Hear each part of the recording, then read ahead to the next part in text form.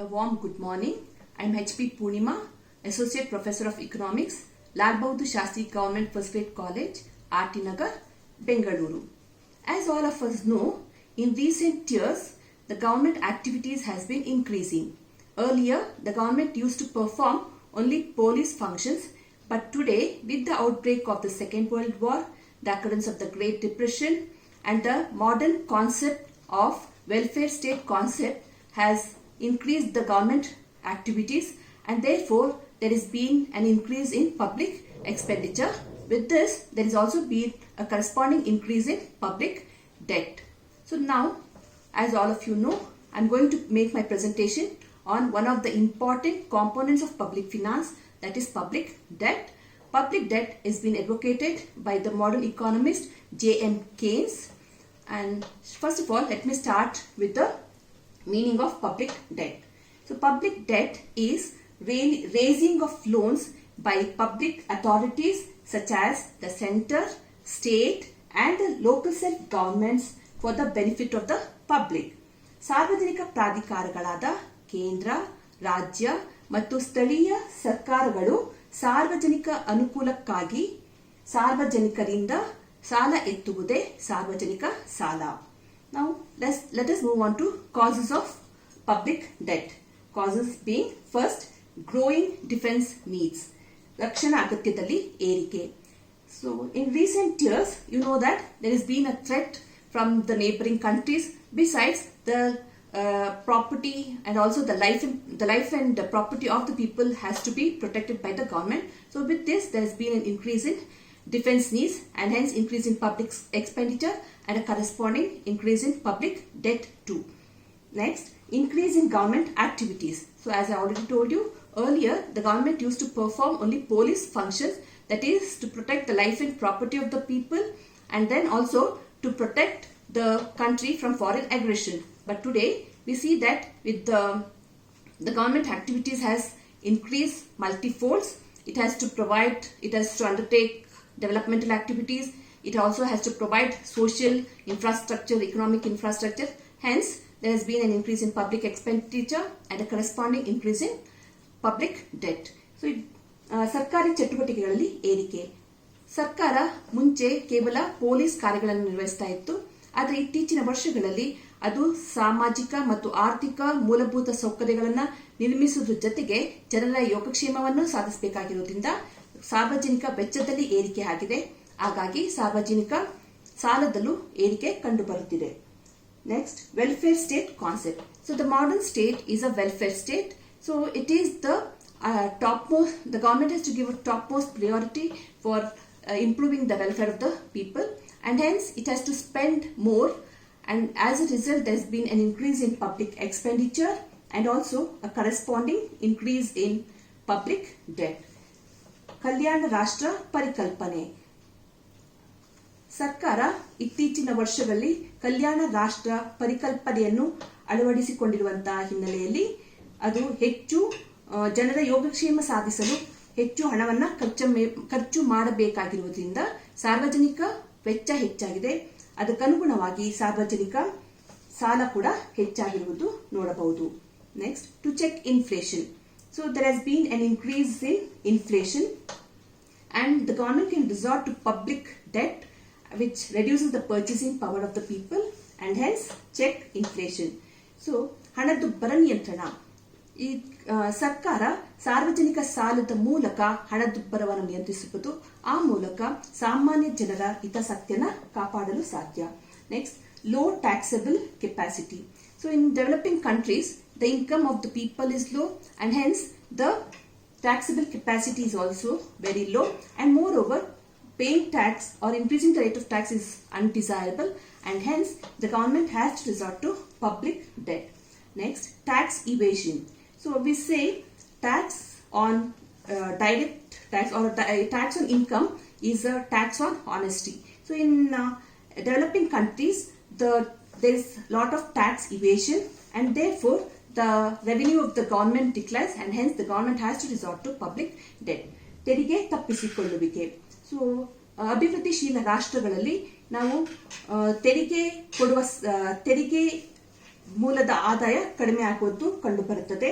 ಏಕೆಂದರೆ ಇಲ್ಲಿ ತೆರಿಗೆ ತಪ್ಪಿಸಿಕೊಳ್ಳುವವರ ಪ್ರಮಾಣ ಹೆಚ್ಚಾಗಿದೆ. ಆದುದರಿಂದ ತೆರಿಗೆ ಕೊಡುವವರ ಸಂಖ್ಯೆ ಕಡಿಮೆ ಇರೋದ್ರಿಂದ ತೆರಿಗೆಯ ಆದಾಯ ಸರ್ಕಾರಕ್ಕೆ ಇಳಿಮುಖವಾಗುತ್ತದೆ. ಹಾಗಾಗಿ ಸರ್ಕಾರ ಸಾರ್ವಜನಿಕ ಸಾಲಕ್ಕೆ ಮೊರೆ ಹೋಗಬೇಕಾಗುತ್ತದೆ. ಮುಂದಿನದು occurrence of natural calamities. So in recent years we see that there is a frequent occurrence of natural calamities, maybe droughts, floods, tsunami, and recent days you must have observed there is the occurrence of COVID-19.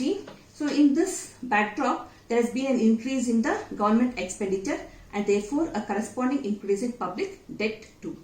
So ಈ ಒಂದು ನೈಸರ್ಗಿಕ ವಿಕೋಪಗಳು. So ಇತ್ತೀಚಿನ ವರ್ಷಗಳಲ್ಲಿ ಸರ್ವೇ ಸಾಮಾನ್ಯವಾಗಿ ನಾವು ನೈಸರ್ಗಿಕ ವಿಕೋಪಗಳು ಸಂಭವಿಸುತ್ತಿರುವುದನ್ನು ನೋಡ್ತಾ ಇರಬಹುದು. ಅದು ಬರ ಇರಬಹುದು, ಪ್ರವಾಹ, ಸುನಾಮಿ ಮತ್ತು ಹಾಗೆಯೇ ಕೊರೋನಾ ವೈರಸ್ ಈ ರೀತಿಯಾಗಿ. ಸೊ ಸರ್ಕಾರದ ವೆಚ್ಚ ಈ ಕಾರಣಗಳಿಂದಾಗಿ ಅಧಿಕವಾಗಿರೋದ್ರಿಂದ ಸಾರ್ವಜನಿಕ ವೆಚ್ಚ ಕೂಡ ಹೆಚ್ಚಾಗಿದೆ ಮತ್ತು ಸಾರ್ವಜನಿಕ ಸಾಲ ಕೂಡ ಹೆಚ್ಚಾಗಿರೋದನ್ನ ನಾವು ನೋಡಬಹುದು. Next, increase in interest payment on loans.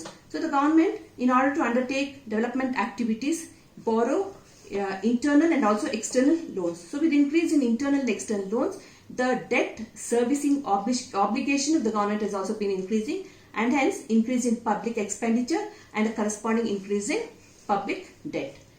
ಸರ್ಕಾರ ಅಭಿವೃದ್ಧಿ ಕಾರ್ಯಗಳಿಗಾಗಿ ಹೆಚ್ಚೆಚ್ಚು ಹಣವನ್ನು ಆಂತರಿಕ ಮತ್ತು ಬಾಹ್ಯ ಮೂಲಗಳಿಂದ ಪಡೆದುಕೊಳ್ಳೋದ್ರಿಂದ ಈ ಆ ಒಂದು ಸಾಲಕ್ಕೆ ಬಡ್ಡಿಯನ್ನು ಪಾವತಿ ಮಾಡಬೇಕಾಗಿರೋದ್ರಿಂದ ಸಾರ್ವಜನಿಕ ವೆಚ್ಚ ಹೆಚ್ಚಾಗಿದೆ. ಅದಕ್ಕನುಗುಣವಾಗಿ ಸಾರ್ವಜನಿಕ ಸಾಲ ಕೂಡ ಹೆಚ್ಚಾಗಿರುವುದನ್ನು ನಾವು ನೋಡಬಹುದು. ಮುಂದಿನದು increase in grants in aid from centre to state. So the centre it is the obligation on the center to transfer grants in aid to the state. Maybe the finance commission chair, the finance commission, the apportionment made by the finance commission has to be transferred, and similarly when some natural calamities occur, the government has to transfer some amount of grants in aid, and then also the tax proceeds has to be transferred to the state. So in this event there has been an increase in expenditure and a corresponding increase in government debt or public debt. ಇದು ಅನುದಾನದಲ್ಲಿ ಏರಿಕೆ. ಈಗ ಕೇಂದ್ರ ಸರ್ಕಾರ ರಾಜ್ಯ ಸರ್ಕಾರಗಳಿಗೆ ಅನುದಾನವನ್ನು ನೀಡಬೇಕಾಗಿರುವುದರಿಂದ ಸರ್ಕಾರದ ವೆಚ್ಚ ಹೆಚ್ಚಾಗಿದೆ. ಅದಕ್ಕನುಗುಣವಾಗಿ ಸಾರ್ವಜನಿಕ ಸಾಲ ಕೂಡ ಹೆಚ್ಚಾಗಿರುವುದನ್ನು ನಾವು ನೋಡಬಹುದು.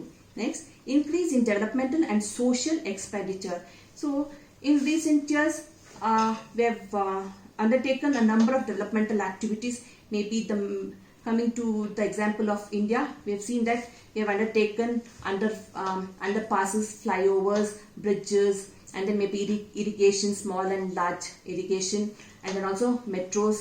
So in this event there has been an increase in development activities, and also there has also been an increase in social expenditure, like expenditure on schools, health, and then also on sanitation. And then some states have also been providing free education to girl students and also to the weaker section. In the event there has been an increase in government expenditure and a corresponding increase in public debt too. So ಅಭಿವೃದ್ಧಿ ಮತ್ತು ಸಾಮಾಜಿಕ ವೆಚ್ಚದಲ್ಲಿ ಏರಿಕೆ. ಸರ್ಕಾರ ಅಭಿವೃದ್ಧಿ ಕಾರ್ಯಗಳಾದ ಸಾರಿಗೆ, ಸಂಪರ್ಕ ಮತ್ತು ನೀರಾವರಿ ಯೋಜನೆಗಳು ಮತ್ತು ಹಾಗೇನೇ ವಿದ್ಯುತ್ ಶಕ್ತಿ ಉತ್ಪಾದನೆ ಮತ್ತು ವಿತರಣೆ ಮತ್ತು ಸಾಮಾಜಿಕ ವೆಚ್ಚಗಳಾದ ಶಿಕ್ಷಣ, ಆರೋಗ್ಯ, ಶುಚಿತ್ವ ಅಥವಾ ಶುದ್ಧವಾದ ನೀರು ಪೂರೈಕೆ, ಸೊ ಇಂಥದ್ರ ಮೇಲೆ ಹೆಚ್ಚು ಖರ್ಚು ಮಾಡ್ತಾ ಇರೋದ್ರಿಂದ ಸರ್ಕಾರದ ವೆಚ್ಚ ಹೆಚ್ಚಾಗಿದೆ. ಅದಕ್ಕನುಗುಣವಾಗಿ ಸರ್ಕಾರದ ಸಾಲ ಅಥವಾ ಸಾರ್ವಜನಿಕ ಸಾಲ ಕೂಡ ಹೆಚ್ಚಾಗಿದೆ. ಮುಂದಿನದು importance of public debt. So let's move on to the importance of public debt or ಸಾರ್ವಜನಿಕ ಸಾಲದ ಪ್ರಾಮುಖ್ಯತೆಯನ್ನು ನೋಡೋಣ. First, it promotes the habit of thrift and investment.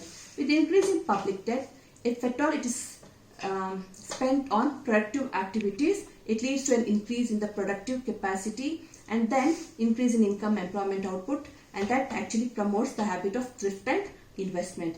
Besides, public debt is raised by floating the government securities, treasury bills.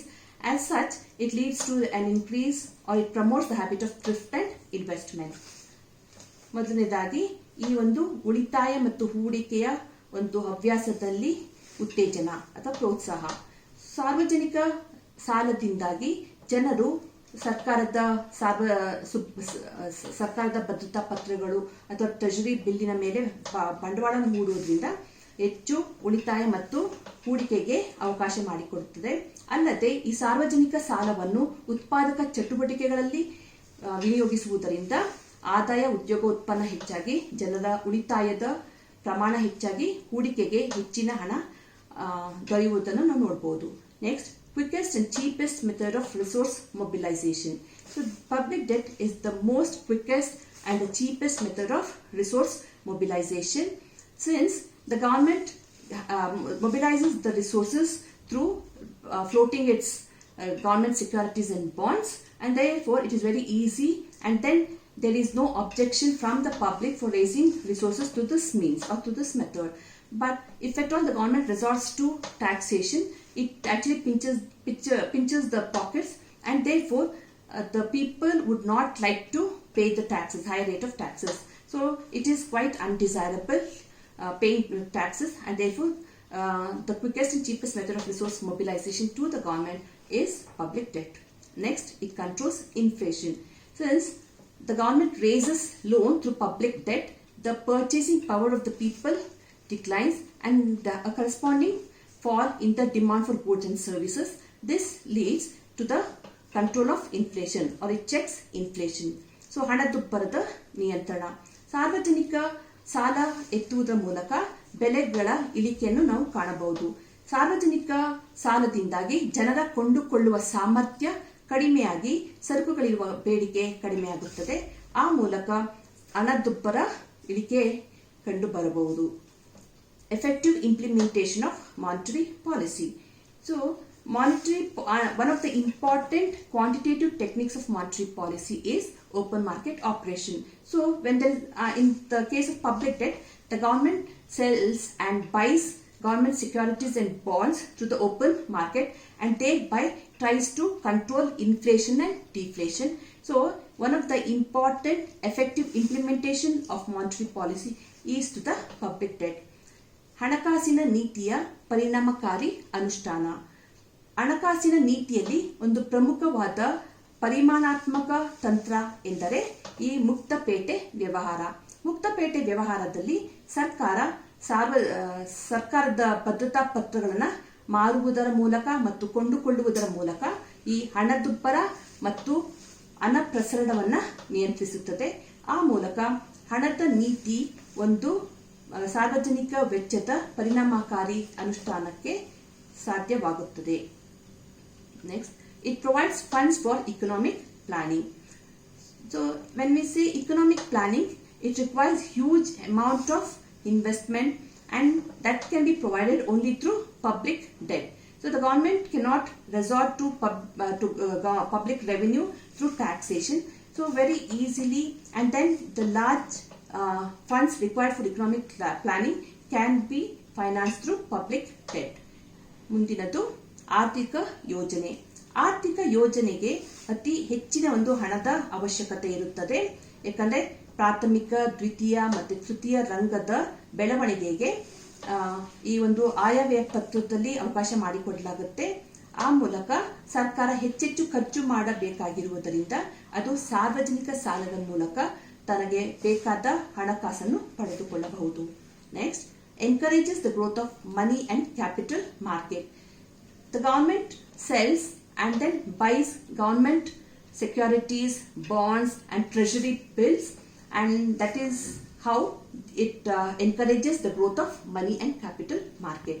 So ಸಾರ್ವಜನಿಕ ಸಾಲದಲ್ಲಿ ಸರ್ಕಾರ ಈ ಒಂದು ಹಣವನ್ನು ತನ್ನ ಭದ್ರತಾ ಪತ್ರಗಳು, ಸಾಲ ಪತ್ರಗಳು, ಟ್ರೆಷರಿ ಬಿಲ್ಲುಗಳನ್ನು ಮಾರಾಟ ಮಾಡುವುದರ ಮೂಲಕ ಮತ್ತೆ ಕೊಳ್ಳುವುದರ ಮೂಲಕ ಅದು ಹಣದ ಮಾರುಕಟ್ಟೆ ಮತ್ತು ಬಂಡವಾಳ ಮಾರುಕಟ್ಟೆಗೆ ಪ್ರೋತ್ಸಾಹವನ್ನು ನೀಡುವಂತಾಗುತ್ತದೆ. ಸೊ ಇದರಿಂದ ಹಣದ ಮಾರುಕಟ್ಟೆ ಮತ್ತು ಬಂಡವಾಳ ಮಾರುಕಟ್ಟೆಯ ಬೆಳವಣಿಗೆಯನ್ನು ನೋಡಬಹುದು. Next, growth of income output and living standards of the people. When the government spends on productive purposes, it leads to the growth of income, output, and also the living standards of the people, and that is one of the important effect of public debt. ಮುಂದಿನದು, ಈ ಒಂದು ಸಾರ್ವಜನಿಕ ವೆಚ್ಚದಿಂದಾಗಿ ಜನರ ಆದಾಯ, ಉತ್ಪನ್ನ ಮತ್ತು ಹಾಗೆ ಜೀವನ ಮಟ್ಟ ಉತ್ತಮವಾಗುವುದನ್ನು ನೋಡಬಹುದು. ಸರ್ಕಾರ ಉತ್ಪಾದನಾ ಚಟುವಟಿಕೆಗಳ ಮೇಲೆ ಬಂಡವಾಳವನ್ನು ಹೂಡೋದ್ರಿಂದ ಮತ್ತು ಹಾಗೆಯೇ ಈ ಬಡಪರ ಕಾರ್ಯಕ್ರಮಗಳ ಮೇಲೆ ಬಂಡವಾಳ ಹೂಡೋದ್ರಿಂದ ಅಥವಾ ಆದಾಯ ಸೃಷ್ಟಿಸುವಂತ ಒಂದು ಕಾರ್ಯಕ್ರಮಗಳಲ್ಲಿ ಹಣವನ್ನು ಹೂಡುವುದರಿಂದ ಜನರ ಆದಾಯ, ಉತ್ಪನ್ನ ಮತ್ತು ಹಾಗೆ ದುಡಿಯುವ ಸಾಮರ್ಥ್ಯ ಹೆಚ್ಚಾಗೋದ್ರಿಂದ ಜೀವನ ಮಟ್ಟ ಕೂಡ ಉತ್ತಮಗೊಳ್ಳುತ್ತದೆ. Next, raise funds for defense needs. So we know that the defense needs is very important because the government has to protect the country from foreign aggression, and also it also has to protect the life and property of the people within the country. And these days the government has to try to provide, or it has to try to have a very modern maybe equipments, and then also it involves lot of money for defense preparedness, and therefore the government can resort to public debt to raise funds for defense needs. So ಈ ಒಂದು ರಕ್ಷಣಾ ಅಗತ್ಯಗಳು. ಇತ್ತೀಚಿನ ವರ್ಷಗಳಲ್ಲಿ ಸರ್ಕಾರ ಅಥವಾ ನಮ್ಮ ದೇಶಕ್ಕೆ ಬಾಹ್ಯ ಆಕ್ರಮಣ ಸರ್ವೇಸಾಮಾನ್ಯ. ಸೊ ಅಕ್ಕಪಕ್ಕದ ರಾಷ್ಟ್ರಗಳಿಂದ ನಮಗೆ ಒಂದು ಭಯ, ಯುದ್ಧದ ಭಯ ಇರಬಹುದು, ಮತ್ತು ಹಾಗೆಯೇ ಆಂತರಿಕವಾಗಿ ಕೂಡ ಜನರ ಆದಾಯ, ಜನರ ಆಸ್ತಿ ಮತ್ತು ಹಾಗೇನೆ ಅವರ ಒಂದು ಜೀವನವನ್ನ ರಕ್ಷಣೆ ಮಾಡಬೇಕಾಗುತ್ತದೆ. ಸೊ ಇದಕ್ಕಾಗಿ ಸರ್ಕಾರ ಹೆಚ್ಚೆಚ್ಚು ಈ ಒಂದು ರಕ್ಷಣಾ ಅಗತ್ಯಗಳ ಮೇಲೆ ಖರ್ಚು ಮಾಡಬೇಕಾಗಿರೋದ್ರಿಂದ ಸಾರ್ವಜನಿಕ ಖರ್ಚು ಹೆಚ್ಚಾಗಿದೆ, ಅದಕ್ಕನುಗುಣವಾಗಿ ಸಾರ್ವಜನಿಕ ಸಾಲ ಕೂಡ ಹೆಚ್ಚಾಗುತ್ತಿದೆ. Next, raise funds for relief and rehabilitation during natural calamities. So there is frequent occurrence of natural calamities. As such, the people have to be given relief, and they also have to be provided with rehabilitation, and the process involves lot of public expenditure and hence a corresponding increase in public debt. So ಈ ಒಂದು ತುರ್ತು ಪರಿಸ್ಥಿತಿಯಿಂದಾಗಿ ಅಥವಾ ಈ ಒಂದು ನೈಸರ್ಗಿಕ ವಿಕೋಪಗಳಿಂದಾಗಿ ಅನೇಕ ಜನರಿಗೆ ಒಂದು ಪರಿಹಾರವನ್ನು ಕೊಡಬೇಕಾಗುತ್ತೆ, ಹಾಗೆ ಒಂದು ಪುನರ್ ವಸತಿಯನ್ನು ಕಲ್ಪಿಸಿ ಕೊಡಬೇಕಾಗಿರುವುದರಿಂದ ಸಾರ್ವಜನಿಕ ಸಾಲ ಹೆಚ್ಚಾಗಿರುವುದನ್ನು ನಾವು ನೋಡಬಹುದು. Next, let's move on to forms of public debt.